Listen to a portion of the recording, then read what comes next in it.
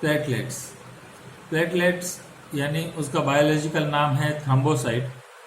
Thrombocyte का मतलब होता है, थ्रोम्बो मीन्स क्लोटिंग, क्लोट, और साइट्स मीन्स सेल्स, यानी जो सेल्स क्लोटिंग करते हैं उसे थ्रोम्बोसाइट यानी प्लेटलेट कहते हैं। प्लेटलेट की क्वांटिटी एक व्यक्ति के शरीर में, यानी चाहे वो स्त्री हो या पुरुष हो, उसके शरीर के अंदर 4.5 लाख से लेकर के 5.5 लाख पर एच जी यानी हीमोग्लोबिन खून के अंदर इतना होता है। फॉर्मेशन यानी उसका बनना कहाँ होता है, बोन मेरो के अंदर, यानी कोई भी जो भी ब्लड सेल्स हैं, आरबीसी, डब्ल्यूबीसी और प्लेटलेट, वो तीनों बोन मेरो में ही बनते हैं। और उसकी लाइफ साइकिल है 7 से 11 दिन, या तो उसे ऐसा भी कह सकते हैं 1 वीक से लेकर 1.5 वीक तक, कितने ही दिन हो गया। और उनका प्लेटलेट खत्म कहाँ होते हैं, यानी वो डेड कहाँ होते हैं, ब्लड के अंदर, वो खून के अंदर ही डेड हो जाते हैं। और उसमें से कुछ वापस रीजनरेट होकर वापस प्लेटलेट के फॉर्म में नई तरह से वापस बनकर आ जाते हैं। अब ब्लड क्लोटिंग ही इसका, प्लेटलेट का मेन फंक्शन है ब्लड क्लोटिंग करवाना, यानी ये जो प्रोसेस है वो आगे हम लोग देखते हैं। तो इस प्रोसेस को होमियोस्टेसिस प्रोसेस कहते हैं। अब ब्लड क्लोटिंग जो होता है वो आउटसाइड यानी शरीर के बाहर मतलब हमें जो स्किन के ऊपर यहाँ पर कहीं पर भी हमें घाव लग जाएगा शरीर के बाहर, तो उसके लिए ये ब्लड क्लोटिंग प्लेटलेट उसके काम में आते हैं। और उसका क्लोटिंग टाइम रहता है 4 से 5 मिनट का, यानी जब हमको जख्म लगेगा या कुछ भी होगा तो 4 से 5 मिनट के बाद में वो ब्लड क्लोटिंग बनना शुरू हो जाता है। तो ब्लड क्लोटिंग के लिए कौन कौन से जो प्रोटीन्स है, जो विटामिन है, वो कौन कौन से काम में आते हैं। एक तो आता है कैल्शियम, जो हमारे बालों में, हड्डियों में, नाखून में और खून में पाया जाता है। लेकिन जो कैल्शियम खून में होता है वो ही हमें ब्लड क्लोटिंग कराने में उपयोगी रहता है। बालों का या हड्डियों का कैल्शियम हमें काम में नहीं आएगा। दूसरा है विटामिन के। विटामिन के हमारे शरीर के अंदर हमारा लीवर ही बनाता है। और तीसरा है ब्लड के अंदर जो प्रोटीन है, प्लाज्मा के अंदर, जो हम लोगों ने पहले देखा था कि प्लाज्मा के अंदर थ्रोम्बिन, प्रोथ्रोम्बिन, फाइब्रिन, फाइब्रिनोजन और ग्लोब्यूलिन, ये जो 5 प्रोटीन हैं, ये पांचों प्रोटीन मिलकर और साथ में प्लेटलेट, ये सब मिलकर के हमें ब्लड क्लोटिंग बनाने में उपयोगी बनते हैं। तो आइए अब समझते हैं ब्लड क्लोटिंग कैसे होता है। ब्लड क्लोटिंग का जो प्रोसेस, जब भी हमारे शरीर के अंदर कहीं पर भी हमें घाव लगता है या कुछ भी होता है, तो प्लेटलेट तो ब्लड में होता है, वहाँ से ब्लड निकलता है, तो प्लेटलेट ब्लड में ही है। तो ब्लड के अंदर जो प्लेटलेट है वो जब हवा के संपर्क में आता है, यानी बाहर की जो हवा है, वो हवा के संपर्क में आने पर लीवर को संदेशा मिल जाता है कि हमें शरीर में कहीं पर भी घाव लगा है। तो 4 से 5 मिनट के अंदर वो विटामिन के बनाकर वो जहाँ पर भी घाव लगा है, या ऑलरेडी समझो हमारे शरीर के अंदर विटामिन के है, यानी हम लोगों ने अगर ऐसा कुछ खाया है जिसके अंदर विटामिन के हैं, तो वो इमीडिएटली प्रोसेस स्टार्ट हो जाएगा, वरना 4 से 5 मिनट उसे लगता है। फिर वो विटामिन के और प्लेटलेट दोनों मिलकर के एक दूसरा नया केमिकल बनाते हैं, थ्रोम्बोप्लास्टिन।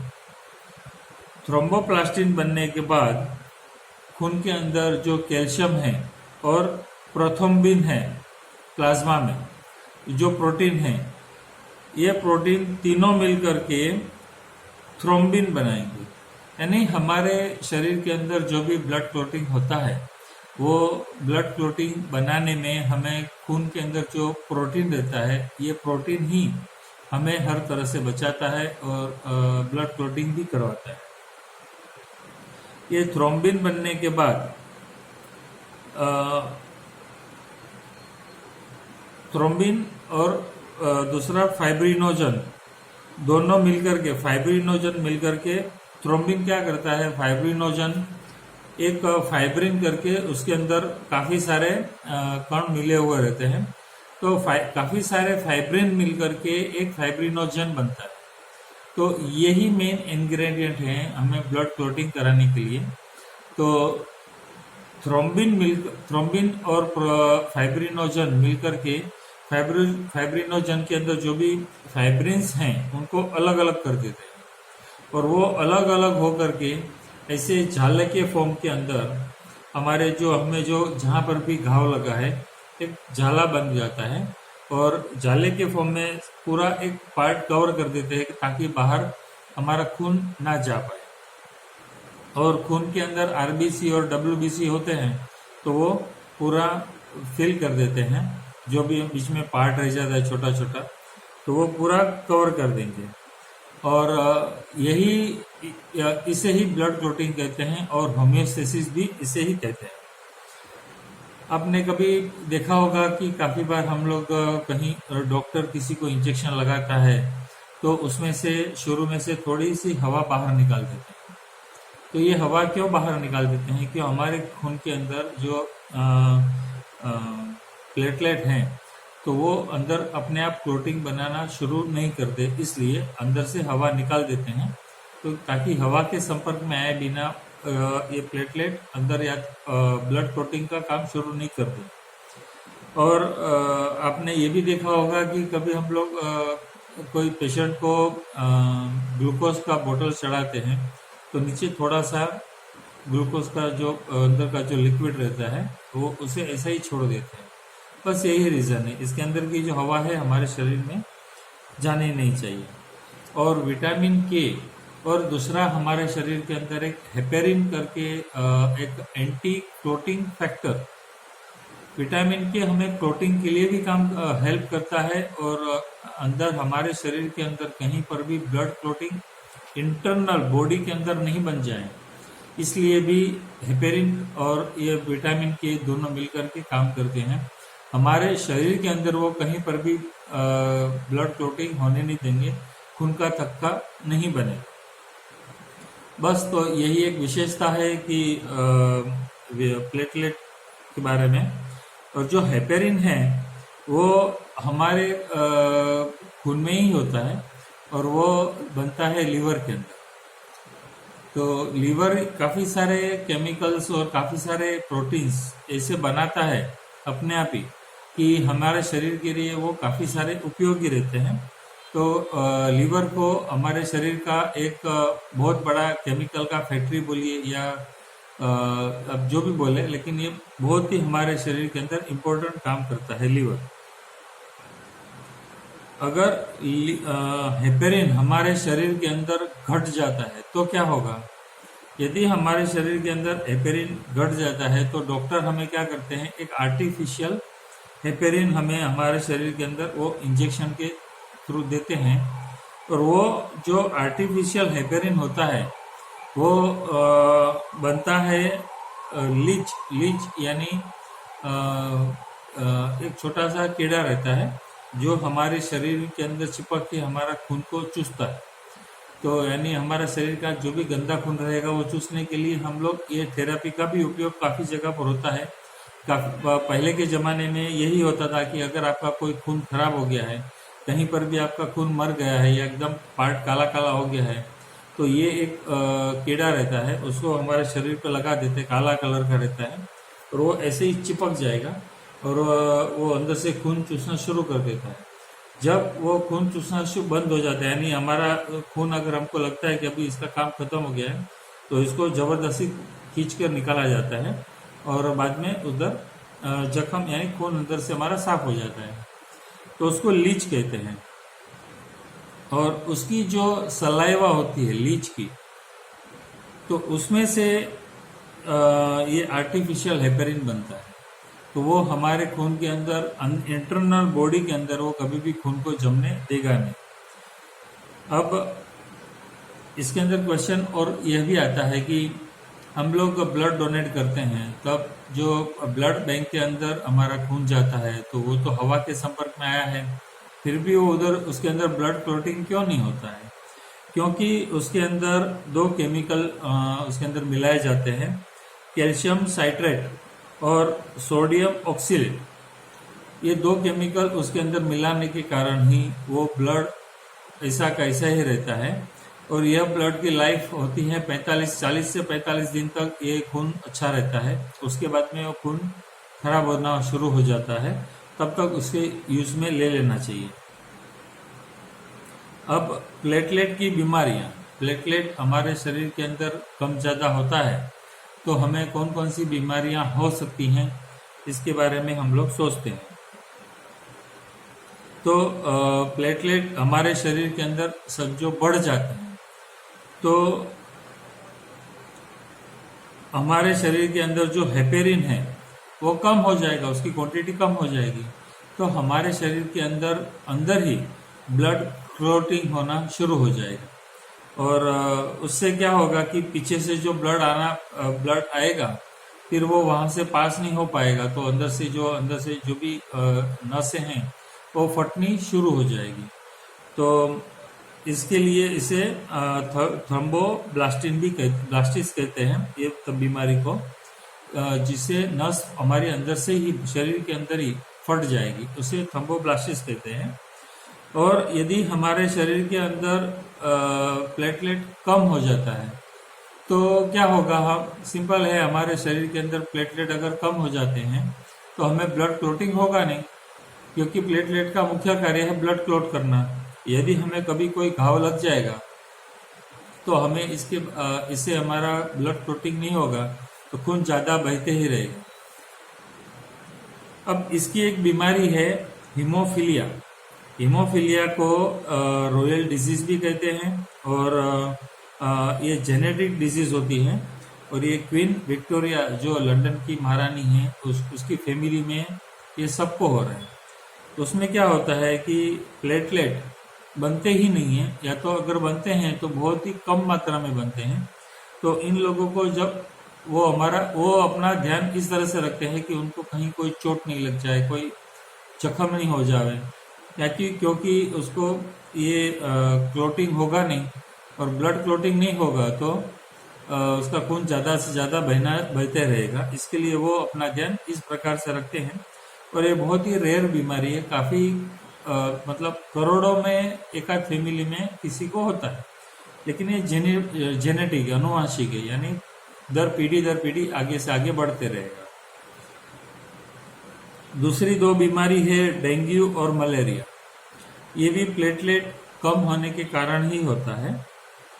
इसके अंदर डेंगू के अंदर क्या होता है कि प्लेटलेट के साथ साथ में आरबीसी भी कम हो जाती है, और मलेरिया के अंदर प्लेटलेट के साथ साथ में डब्ल्यूबीसी कम हो जाते हैं। बस ये दोनों के अंदर इतने अंतर हैं, फर्क है। और ये दोनों बीमारियां हैं वो मच्छर से ही हमारे शरीर में फैलती हैं। तो यानी एक बायोलॉजी में ऐसा कहते हैं पैथोजन, यानी रोग का जनक कौन है? मच्छर है। मच्छर के काटने से ही हमें ये बीमारियां होती हैं। और दूसरा है एक बायोलॉजिकल नाम है वेक्टर, यानी वाहक। यानी किस तरह से ये जो बैक्टीरिया से या जो भी वायरस है हमारे शरीर में आते हैं, तो किस प्रकार से हमारे शरीर में आते हैं, उसके वाहक कौन है? नहीं, उसके वाहक तो मच्छर ही हैं। तो ये जो बैक्टीरिया है पैथोजन, वो डेंगू के अंदर होता है अर्बोवायरस मच्छर के शरीर में प्रवेश करके दूसरा मच्छर रहता है फीमेल टाइगर मॉस्किटो मच्छर। फीमेल टाइगर मॉस्किटो मच्छर क्या करते हैं, जो उसने अंडे दिए हैं तो उनके बच्चों के लिए वो खाना ढूंढने के लिए बाहर निकलती हैं। तो वो जब किसी को खून चूसेगी या किसी को भी बाइट करेगी, तब ये फीमेल मच्छर के कारण ही ये जो बीमारियां हैं वो हमारे शरीर के अंदर प्रवेश करती है। ये वायरस हमारे शरीर के अंदर प्रवेश करता है। और दूसरा मलेरिया के अंदर प्रोटोजोआ और प्लाज्मोडियम, ये दो वायरस के कारण ही हमारे शरीर के अंदर ये हमें मलेरिया होता है। और ये इसके अंदर भी यही फीमेल मॉस्किटो ही है, फीमेल एनाप्लेट्स मॉस्किटो। तो दोनों बीमारियां खाली जो मॉस्किटो के बच्चे होते हैं उनको फीडिंग के लिए जब फीमेल मच्छर बाहर निकलती हैं खाना ढूंढने के लिए, उसी समय ये बीमारियां फैलती है ज़्यादातर। तो ये जो डेंगू और मलेरिया है उनके दोनों के लिए अलग अलग टेस्ट होते हैं। तो अगर आपको डेंगू का टेस्ट करवाना है तो एक अलग रिपोर्ट बनेगा, और मलेरिया का टेस्ट कराना है तो दोनों का अलग अलग ही बनेगा। और यहाँ पर प्लेटलेट का चैप्टर अभी हम लोग यहाँ पर पूरा करते हैं। ब्लड के बारे में हम लोगों ने काफ़ी सारा जाना, और ब्लड का जो लास्ट पार्ट था प्लेटलेट, वो अभी हम लोग यहाँ पर ख़त्म करते हैं। अभी शुरू करते हैं ब्लड वेसल्स, यानी ब्लड सर्कुलेटरी सिस्टम का 3 पार्ट हैं। एक है ब्लड, दूसरा था हार्ट, और तीसरा था ब्लड वेसल्स। अभी हम लोग ब्लड वेसल्स के बारे में जानते हैं। ब्लड वेसल्स का मुख्य काम क्या है?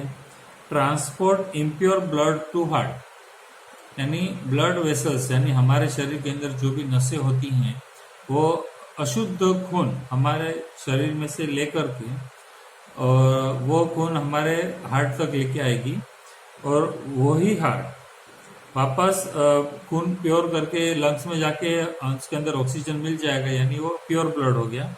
और वही प्योर ब्लड वापस शरीर के अंदर फैलाने का काम करती हैं। और ये जो ऑक्सीजनेटेड ब्लड रहता है वो हमारे शरीर के हर एक टिश्यू, हर एक सेल्स और हर एक ऑर्गन्स को देने का काम भी ब्लड वेसल्स का ही है। ये 2 ही उसके मुख्य कार्य हैं। तो इनको हम लोग 3 पार्ट में देखते हैं। ब्लड वेसल्स के 3 पार्ट होते हैं। एक आर्टरी यानी धमनी, दूसरी है वेन्स यानी शिराएं, और तीसरी है कैपिलरीज यानी केशवाहिनी। एकदम छोटी छोटी केशवाहिनी हो जाती। तो आर्टरी के अंदर कैसा, पूरे शरीर के अंदर सेम आर्टरी और सेम वेन्स के हमारे शरीर के अंदर 2 भाग हो जाते हैं।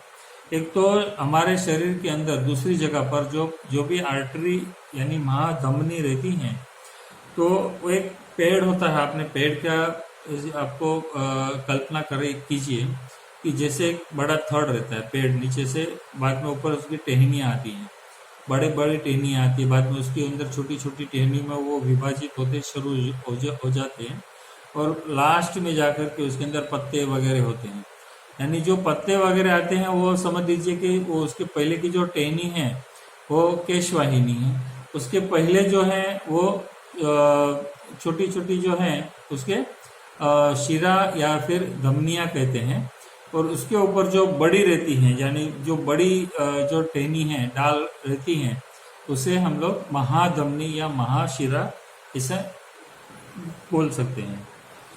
तो इसके अंदर खून कैसा रहता है? शरीर के अंदर जो भी आर्टरी है यानी धमनी है, उनका काम एक ही है, शुद्ध खून को शरीर में लेकर के जाना। यानी हार्ट से आर्टरी में प्रवेश होगा, और यही आर्टरी बाद में धीरे धीरे छोटी छोटी नसों के अंदर विभाजित होना शुरू हो जाती है, और वही सेल या ऑर्गन तक, हमारे ऑर्गन तक आती है।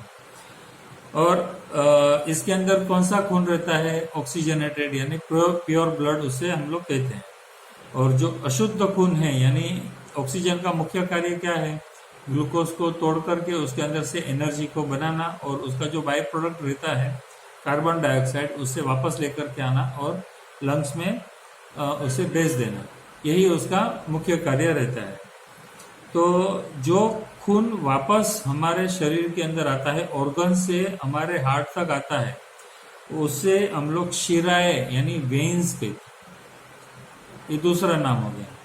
यानी बायोलॉजी में हर एक जो प्रोसेस रहता है उसे एक अलग अलग नाम दिया जाता है, ताकि हमें पता चले कि इसके अंदर कौन सा किस प्रकार का इसके अंदर खून है। तो जो अशुद्ध खून हमारे शरीर से हर एक पार्ट से निकलकर हमारे हार्ट तक आता है, उसे वेन्स कहते हैं। और कैपिलरीज के अंदर क्या होता है, दोनों खून होते हैं, शुद्ध खून भी होता है, अशुद्ध खून भी होता है। और कैपिलरीज का मेन काम क्या होता है, आर्टरी से जो खून आता है वो कैपिलरीज में छोटे छोटे एकदम केश वाहिनी होती हैं, तो वहां से वो सेल को दे करके वापस जो ब्लड आएगा और उसे वेन्स तक लेके जाना है, यही काम है उसका। यानी वो आर्टरी और वेन्स को दोनों को जोड़ने का काम करती हैं कैपिलरीज। उसका उसके अंदर खून का रंग कैसा होता है, खून का रंग उसके अंदर आर्टरी में लाल कलर का होता है। क्योंकि लाल कलर क्यों बनता है, क्योंकि जब ऑक्सीजन आयरन के संपर्क में आता है तो वो लाल कलर हो जाता है, और जब उसके अंदर से ऑक्सीजन निकल जाता है और उस वेन्स के अंदर ऑक्सीजन नहीं होता है तो उसके अंदर कार्बन डाइऑक्साइड होने के कारण उसका कलर ग्रीन कलर हो जाता है। और कैपिलरीज में भी इसी प्रकार से, क्योंकि जो कैपिलरी वेन्स को जोड़ती हैं और जो कैपिलरीज आर्टरी को जोड़ती हैं, तो बस कलर का दोनों का सेम रहेगा, लेकिन जो मिक्स्ड कलर रहेंगे ना कैपिलरीज में, दोनों कलर होंगे, लाल और ग्रीन दोनों रहेंगे। उसके अंदर एक बड़ी धमनी महाधमनी कहाँ पर होती है, हमारे शरीर के अंदर महाधमनी हमारे हृदय में ही होती हैं, जो हमारे हृदय से खून को हमारे लंग्स तक लेके जाते हैं। और जो अशुद्ध खून रहता है, यानी हमारे शरीर से जो खून आता है वो आर्टरी महाधमनी हमारे हार्ट से शुद्ध खून लेकर के, प्योर ब्लड लेकर के हमारे शरीर में जाती हैं। तो हमारे हार्ट से जो खून निकलता है पंपिंग होके बाहर, तो जो हमारे शरीर में फैलता है वो आर्टरी में होता है। और जो वेन्स है, तो हमारे शरीर के अंदर बड़ी वेन्स कहाँ पर होती हैं, वो भी हार्ट के अंदर ही होती हैं। क्योंकि जब भी शरीर के अंदर से सब जगह से खून आएगा तो ऊपर नीचे यहाँ पर एक दो नस रहती हैं, उसके वेना केवा करते हैं, एक जो ऊपर से आती हैं और एक नीचे से आती हैं। बस वही दो महाशिरा होती हैं, और वही हमारे शरीर के अशुद्ध खून रहता है वो हार्ट में लेकर जाने का काम करते हैं। अब हार्ट के अंदर क्या होता है कि ये जो शिरा और धमनी, सबके फंक्शन हार्ट के अंदर थोड़े नाम चेंज हो जाते हैं। जो हमारे शरीर के अंदर शुद्ध खून को लेकर जाते हैं उसके आर्टरी कहते हैं, लेकिन जो आर्टरी हमारे शरीर में से अशुद्ध खून को लंग्स में लेकर जाते हैं उसे पल्मोनरी आर्टरी कहते हैं। पल्मोना मीन्स लंग्स, जो लंग्स के साथ में कनेक्टेड हैं। वो कनेक्टेड होते हैं राइट वेंट्रिकल, यानी हार्ट के 4 चेंबर होते हैं, उसमें जो नीचे वाला जो चेंबर होता है राइट साइड का, उसे राइट वेंट्रिकल कहते हैं। और वो वहां से राइट वेंट्रिकल से खून लेकर के लंग्स तक जाता है, तो उसे पल्मोनरी आर्टरी कहते हैं। वो उसके अंदर कैसा खून रहता है, कार्बन डाइऑक्साइड, यानी अशुद्ध खून होता है, बराबर। फिर वो हार्ट से लंग्स तक लेके जाती हैं, उसे हम लोग आर्टरी कहते हैं, पल्मोनरी आर्टरी। दूसरा है पल्मोनरी वेन्स, यानी अब हार्ट से जो शुद्ध खून हमारे शरीर हमारे हार्ट तक लेकर आता है, जो भी धमनियां हैं वो लेकर के आती हैं, वो उसे हम लोग पल्मोनरी वेन्स कहते हैं। पल्मोना मीन्स लंग्स, वो तो पता है। वो कनेक्टेड है लेफ्ट एट्रियम। लेफ्ट एट्रियम यानी ऊपर का जो चेंबर रहता है उसे लेफ्ट एट्रियम कहते हैं। ऊपर का जो चेंबर एट्रियम है, नीचे का चेंबर है, वो उसे हम वेंट्रिकल्स कहते हैं। तो दोनों साइड वेंट्रिकल्स और दोनों साइड ऊपर एट्रियम होते हैं। तो हमारा जो लेफ्ट साइड का जो एट्रियम, यानी जो खून आता है लंग्स में से हार्ट के अंदर आता है, उसे लेफ्ट एट्रियम के अंदर ही पहले आएगा। और वो जो नस होती हैं, जो शिरा होती है, उसे पल्मोनरी वेन्स कहते हैं। उसके अंदर खून कैसा रहेगा, शुद्ध खून रहेगा, क्योंकि वो लंग्स से होकर के आई है, इसलिए। और इसका काम क्या है, कनेक्टेड लंग्स से हार्ट को कनेक्ट करती है। और बाद में यही जो पल्मोनरी वेन्स का जो खून है वो लेफ्ट वेंट्रिकल्स में से होकर के एओर्टा में जाएगा और एओर्टा से सब आर्टरी में डिस्ट्रीब्यूट हो जाएगा, यानी वापस वो नीचे का जो पार्ट में आ गया पूरे शरीर के अंदर तो वो वापस आर्टरी हो गई। तो थोड़ा सा ये नाम के अंदर थोड़ा कभी कभी हमको कंफ्यूजन हो सकता है, लेकिन ये दोनों को साथ में इसलिए रखा है ताकि हमको दोनों के अंदर फर्क करके ये दोनों का डिफरेंस हम लोग जान पाए, इसलिए।